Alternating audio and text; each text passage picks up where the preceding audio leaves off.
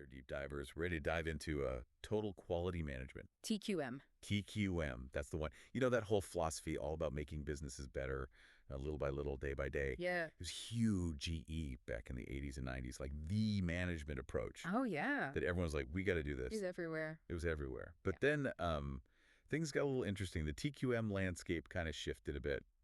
Some were even saying TQM is dead. Yeah, like a fad almost. Yeah. Was it all hype, or is there more to the story?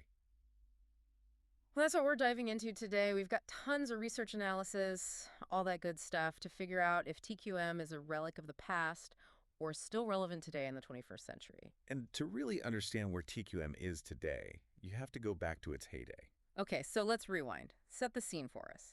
What was it like when TQM was at its peak? Okay, so imagine this. It's the late 20th century. Businesses are facing crazy global competition. Everyone wants an advantage, right?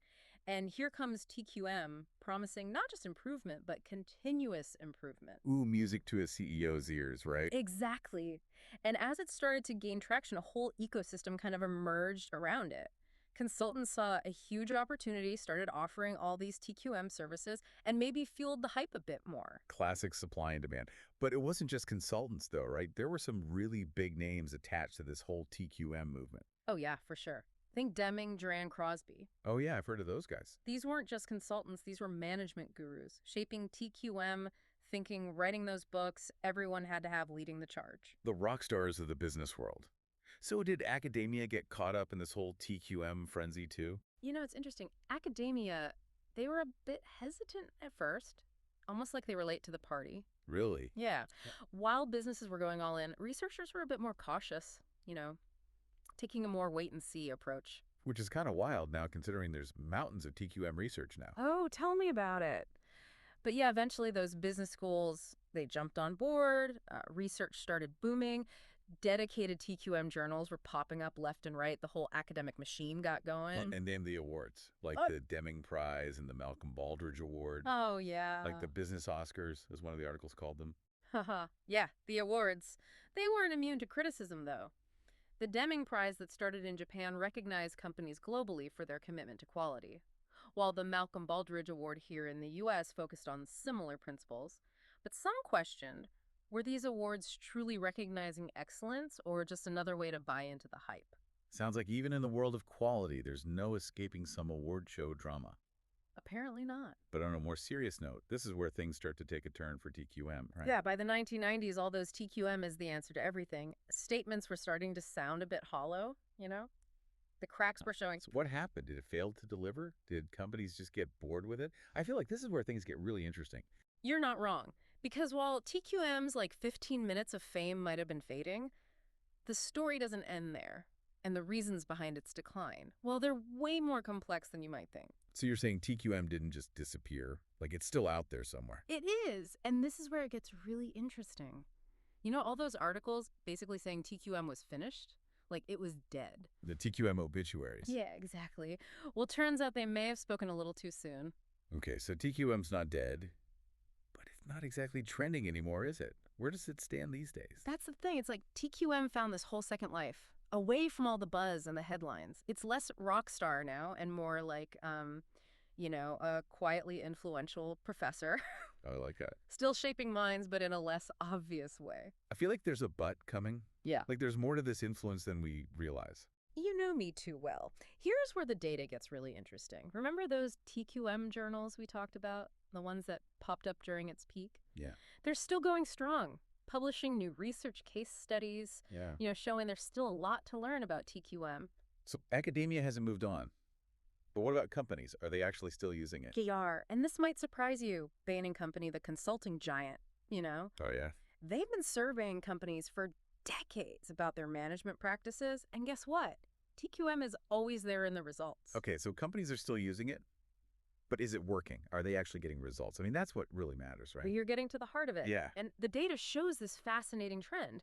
While TQM's popularity might be lower than it was back in the 90s, the companies that do use it, their satisfaction rates are going up. Really? That's pretty amazing. If it was really a bad idea or outdated, you'd think those satisfaction numbers would be tanking. Right. So what's the explanation? That is the million-dollar question. And while we can't say for sure, there are some really strong theories. One idea is that with less hype, companies are actually implementing TQM more effectively.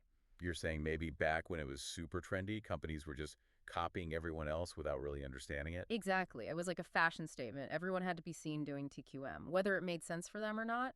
But now, with less pressure, they're more likely to do it for the right reasons. So less about following the crowd, more about actually integrating it properly. Right. Taking the time to really understand TQM, adapting it to their needs, not just slapping it on like a band aid. Which makes sense. I mean, anything in business, if you don't do it right, you won't see the benefit. Exactly. And there's another interesting twist, geographically speaking, that is Right. TQM's popularity might be going down here in the West, but it's actually growing in emerging economies. Wow. Like it's finding a whole new audience. That's so cool. So it's obviously not a one-size-fits-all kind of thing. What I'm curious about is if TQM is not just about tools and techniques, but about changing how a company operates, Yeah. how do you even measure that impact? That's a fantastic question. Yeah. And it takes us to what might be TQM's most significant legacy, its effect on company culture. So TQM's legacy, huh? But not just about awards or anything like that. You're saying it goes deeper, like it changes how a company actually works. Think of it like this. Mm. Even if a company ditches all the formal TQR stuff, the core ideas, they stick around. Yeah. It changes the environment. You get more collaboration, more employee involvement, a real focus on the customer. Stuff that's hard to force or fake. So it's less about checking boxes and more about a change in mindset. Exactly. And that's what's so interesting to me. How do you even measure that? It's not always about profits or charts and graphs. It's about building a culture that values quality throughout the company. It makes you wonder if more companies focused on that, would we even be talking about TQM as a separate thing? Would it just be how things are done? Now you're asking the big questions, and it goes back to why some companies were successful with TQM while others weren't. Was it the idea itself or how they actually used it? From all this research we've been going through, I bet there were a ton of different opinions on that back in the Yeah. day. Oh, tons. There were all these articles and analyses after TQM's popularity dipped, trying to figure out what went wrong. But even those are helpful, right? It shows how important it is to do TQM, right? Not just copying what's trendy, but really getting it, adapting it, and being in it for the long haul. So TQM's not a guaranteed recipe for success. It's more like a journey with bumps along the way. Yeah. And isn't that what makes these deep dives so interesting? We get past those headlines and sound bites and see how these ideas are always changing and evolving. And hopefully it gets everyone listening thinking. Maybe even inspires you to approach things differently when it comes to quality and improving how you do things. Whether TQM is some big revolution or a thing of the past, it's definitely shaped how we think about business. Until next time, deep divers.